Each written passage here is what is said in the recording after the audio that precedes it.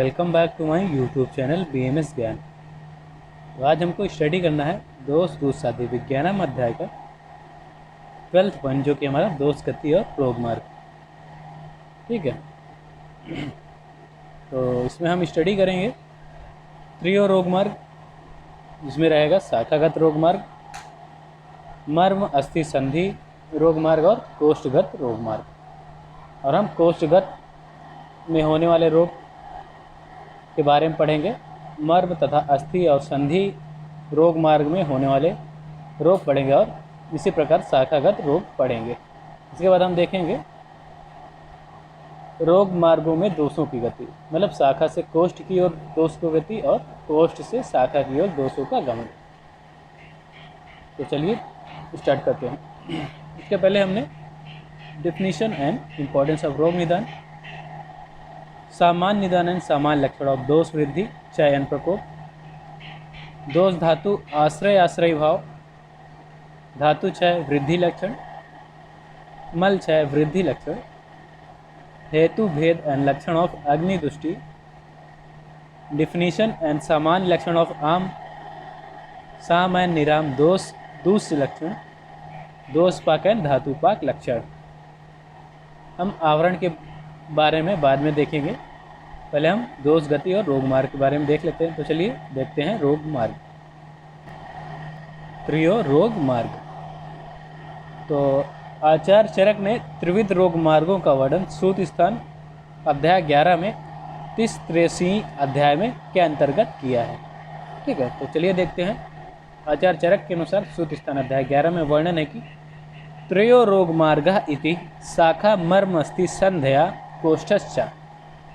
ठीक है, तो 3 प्रकार के रोग मार्ग बताए गए, जिसमें पहला है शाखागत रोग मार्ग, जिसको हम बाह्य रोग मार्ग भी बोलते हैं। सेकंड है मर्म तथा अस्थि संधि रोग मार्ग, जिसको हम मध्यम रोग मार्ग कहते हैं। तीसरा है कोष्ठ मार्ग, जिसको हम अभ्यंतर रोग मार्ग कहते हैं। इन विभागों को दोषों की गति या संचरण के कारण मार्ग नाम दिया गया है। ठीक है, तो दोषों की गति और संचरण के कारण इनका नाम मार्ग पड़ा है, अर्थात इन त्रिविध मार्गों में ही दोष संचरित होकर विभिन्न व्याधियां उत्पन्न या विभिन्न रोग उत्पन्न करते हैं।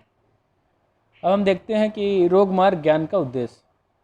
हमें रोग मार्ग का ज्ञान होना क्यों आवश्यक है या क्यों महत्व है। तो पहला है रोगों की साध्यता और असाध्यता आदि का ज्ञान। दूसरा बताया गया कि मार्ग भेद अनुसार चिकित्सा में भिन्नता। तो पहले देखते हैं हम रोगों की साध्य और असाध्यता के ज्ञान में रोग मार्ग की उपयोगिता। इसमें बताया गया है कि सुख साध्य के लक्षणों में बताया गया है कि जब रोग एक ही मार्ग में प्रसिद्ध होते हैं वह सुख साध्य होते हैं, जबकि जो रोग 2 मार्गों में प्रसिद्ध हो किंतु अधिक पुराना रोग न हो तो वह कृच्छ साध्य हो, और जो रोग मर्म संधि आदि में विद्यमान हो वह व्याप्य होता है, और जो रोग तीनों मार्गों में प्रविष्ट हो, मतलब शाखा रोग मार्ग, मर्म अस्थि संधि और कोष्ठगत रोग मार्ग में, अगर ऐसा रोग जो इन तीनों में विद्यमान हो या प्रविष्ट हो तो उसे हम उस रोग को त्याज्य समझना चाहिए या असाध्य समझना चाहिए। उसको हम चिकित्सक को चाहिए कि उसका त्याग कर दे। इस प्रकार मार्गगत दोषों के आधार पर रोगों की साध्यता असाध्यता का ज्ञान किया जा सकता है। सेकंड देखते हैं हम मार्ग भेद अनुसार चिकित्सा में भिन्नता।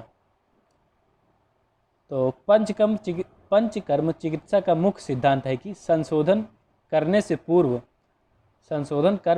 करने से पूर्व दोषों का महानिम्न मार्ग, मतलब कोष्ठ में लाना आवश्यक होता है। ठीक है, तभी वमन अथवा विरेचन लाभप्रद सिद्ध होते हैं। ठीक है, तो संशोधन कर्म करने से पहले हमें जो दोष होते हैं उनको कोष्ठ में लाना आवश्यक होता है, तभी जो हम वमन और विरेचन आदि संशोधन कर्म कराएंगे वो लाभदायक सिद्ध होगा। यदि दोष कोष्ठ स्थित हो या कोष्ठस्थ न होकर, मतलब यदि दोष कोष्ठ में स्थित न होकर शाखागत हो, मतलब शाखा में स्थित हो, तो शोधन कराने से दोष अधिक प्रकोपित होकर उपद्रवस्था उत्पन्न करते हैं। ठीक है, तो अगर हम जो दोष हमारे हैं वो शाखा में स्थित हैं, तो हम जब शोधन कराते हैं तो दोष जो होते हैं वो अधिक प्रकोपित होकर उपद्रवस्था को प्राप्त करते हैं, जिससे शरीर में और शरीर का वो अधिक न्यास करते हैं। दोषों को शाखा से कोष्ठ में लाने के लिए रोग मार्गों का ज्ञान होना परम आवश्यक है। ठीक है, तो ये हो गया मार्ग भेद अनुसार चिकित्सा में इसका इम्पोर्टेंस। अब हम देखते हैं एक एक करके त्रिविध रोग मार्गों का विस्तृत विवेचन या डिस्क्रिप्शन। तो पहला है हमारा शाखागत रोग मार्ग, और इसमें हम शाखागत रोग के बारे में भी पढ़ेंगे। तो शाखा का शाब्दिक अर्थ जो है या शाखा शब्द का जो अर्थ है वो है रक्त आदि 6 धातुएं तथा त्वचा। यहाँ पे त्वचा शब्द के अंतर्गत रस धातु भी या रस धातु का ग्रहण करना चाहिए। शाखागत रोग मार्ग को हम बाह्य रोग मार्ग भी बोलते हैं। ठीक है, यहाँ पे जैसे हमने बताया था। इसमें क्या मतलब कि इसका आप देखते हैं शाखागत रोग। तो शाखागत रोग में आता है हमारा गंड, पीडिका मतलब पैपुल, अल्जी, बॉयल, अपची, क्रोनिक ट्यूबरकुलस लिम्फ एडेनाइटिस और स्क्रोफुला, चर्मकील, एपिडर्मल नेवी, अधिमांस, ग्रैनुलोमा, मशक, एलिवेटेड मोल, कुष्ठ, स्किन डिजीज, व्यंग, फ्रेकल्स, विसर, एरिसिपिलस, स्वैथु, ओडेमा, गुल्म, एब्डोमिनल ग्रोथ, अर्श, पाइल्स और विध्रदी। तो ये सारे शाखागत रोग के अंतर्गत आते हैं। ठीक है, इसके बाद देखते हैं हम दूसरा हमारा जो कि है मांस तथा अस्थि संधि रोग मार्ग। इसमें मर्म तथा अस्थि संधियों आती है और इसे हम मध्यम रोग मार्ग भी कहते हैं। इसमें जो रोग मार्ग में या इस रोग मार्ग में जो रोग होता है उसे हम वो कृच साध्य होता है।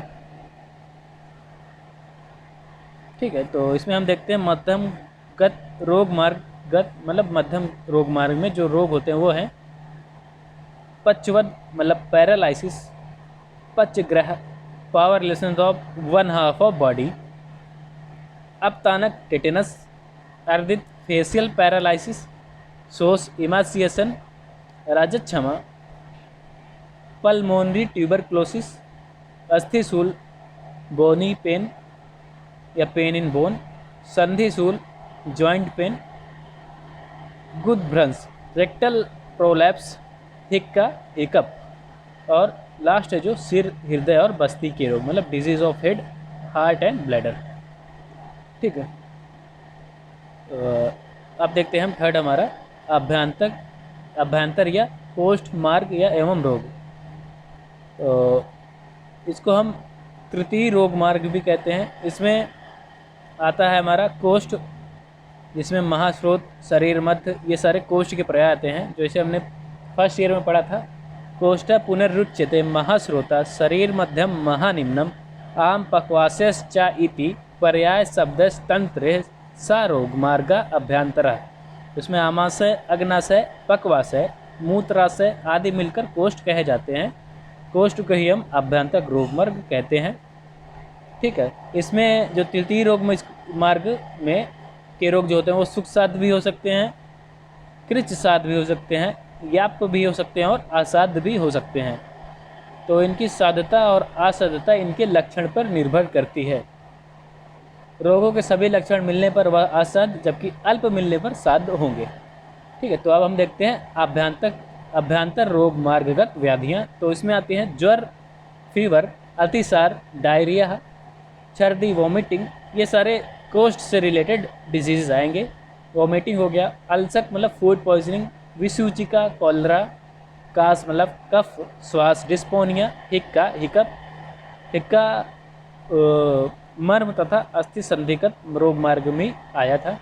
अनाहा मतलब डिस्टेंडेड एब्डोमेन, उदर रोग, डिजीज ऑफ डाइजेस्टिव सिस्टम, प्लिया, स्प्लेनोमेगैली, विसर्प, एरिप्सिलेस, गुल्म, एब्डोमिनल ग्रोथ, अर्श, पाइल्स और विध्रदी, एब्सेस। तो ये जो लास्ट है विसर्प, गुल्म, अर्श और विध्रदी, ये शाखागत रोग मार्ग में भी आया था। ठीक है, तो यहाँ पे हमारा कंप्लीट हो गया अभ्यंतर रोग मार्ग व्याधियाँ, मर्म तथा अस्थि संधिगत रोग मार्ग व्याधियाँ और शाखागत रोग।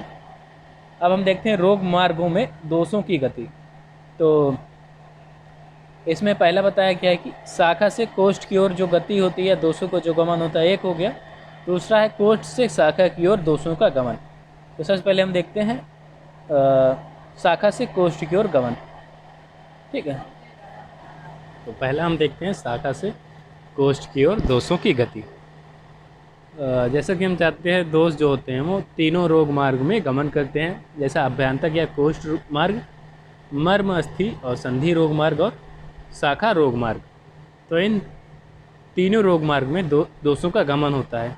अर्थात अगर हमको शाखा से कोष्ठ की ओर दोष की गति करवानी है या दोषों का गमन करवाना है तो हमें संशोधनात्मक या संशोधन चिकित्सा या संशोधन कर्म के द्वारा शाखाओं में जो इकट्ठा हुआ संचित मल जो होते हैं उनको बलपूर्वक कोष्ठ की ओर गमन करवाना चाहिए। परंतु कुछ ऐसे निदान बताए गए हैं जिनके कारण भी दोष शाखाओं से कोष्ठ की ओर गमन करते हैं। ठीक है, जिसमें आचार्य चरक ने बताया है कि वृद्ध्या विस्यंदनात् पाकात् स्रोतोमुख विशोधनम शाखा मुक्त्वा मलः कोष्ठम यान्ति वायोश्चा निग्रहात्। ठीक है, तो इसमें बताया गया है कि पहला कि वृद्ध्या, तो वृद्ध्या का मतलब कि जिस कारण से दोषों की वृद्धि हुई है या दोष बढ़ते हैं उन्हीं कारण का सेवन करने से दोष जो होते हैं वो शाखाओं से कोष्ठ में चले जाते हैं।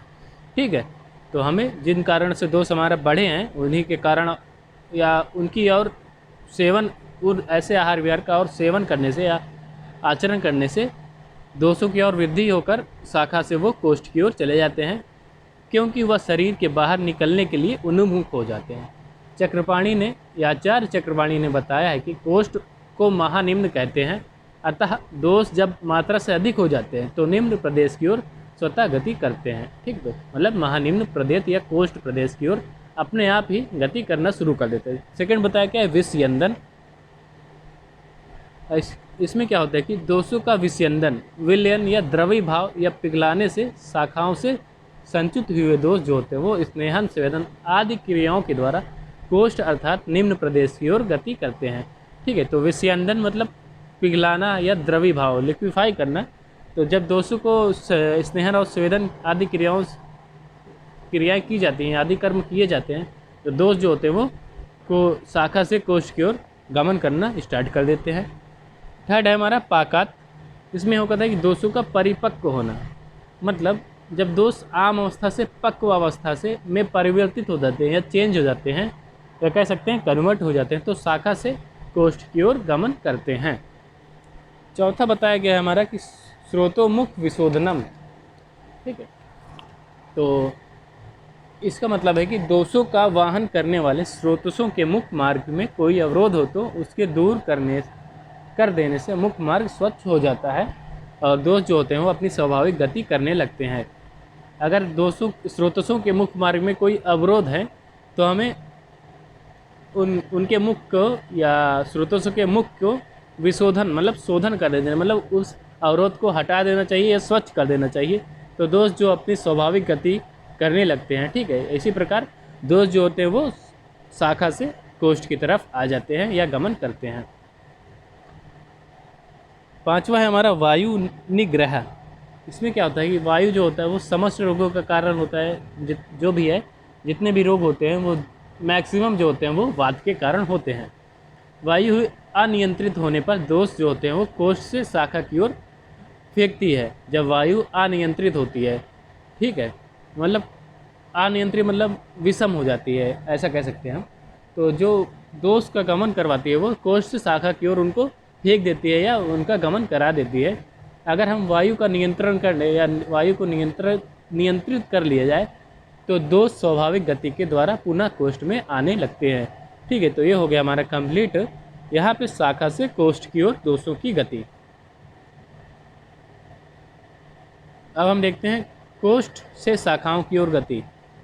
कोष्ठ से शाखाओं की ओर गति, इसके लिए इसमें बताया गया कि दोष जो होते हैं वो सामान्य रूप से कोष्ठ के विभिन्न स्थानों पर रहकर अपना कार्य करते रहते हैं। यदि हम निदानों के सेवन के फलस्वरूप दोष कुपित या वृद्धि होकर शाखाओं की ओर गति करते हैं। ठीक है, तो जो दोष जो होते हैं वो समानता कोष्ठ में रहकर कोष्ठ में विभिन्न स्थानों पर रहकर अपना कार्य करते हैं यदि निदानों के सेवन के फलस्वरूप दोष कुपित या वृद्धि होकर शाखाओं की ओर गति करते हैं। अगर हम निदान का सेवन करते हैं तो दोष जो होते हैं वो वृद्धि होकर या कुपित होकर शाखाओं की ओर गति करते हैं या गमन करते हैं। तो इस कौन कौन से कारण हैं जिससे कोष्ठ से शाखा की ओर दोषों का गमन होता है, वो आचार्य चरक ने बताया है कि व्यामाद उष्मणस तैक्ष्ण आदित्यान अवचारणात् कोष्ठस शाखा मलायांति द्रुत्वान मारुतस्य च। ठीक है, तो ये है। तो इसमें सबसे पहले है व्यायाम, मतलब अधिक व्यायाम से सबसे पहले देखते हैं व्यायाम।